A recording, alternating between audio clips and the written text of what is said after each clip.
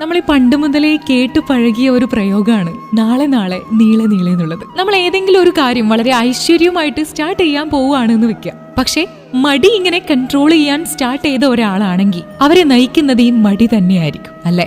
അപ്പൊ അവർ ഈ ഒരു തീരുമാനം എടുക്കാനായിട്ട് ബാധ്യസ്ഥനായിരിക്കുകയും ചെയ്യും. എന്താണെന്ന് വെച്ചാ, ഇന്ന് എനിക്ക് വയ്യ, നാളേക്ക് ചെയ്യാലോ, നാളെ ഉണ്ടല്ലോ, എന്തിനാണ് ഇന്ന് തന്നെ ഇത് സ്റ്റാർട്ട് ചെയ്യണമെന്ന് ആരെങ്കിലും എന്നോട് പറഞ്ഞിട്ടുണ്ടോ? ഓക്കെ, അതുകൊണ്ട് നാളെ ചെയ്യാം. പക്ഷേ ഉണ്ടല്ലോ, ഇങ്ങനെയൊക്കെയാണ് നിങ്ങളെ പോക്കെങ്കിൽ നമ്മൾ എവിടെയും എത്താനായിട്ട് പോണില്ല.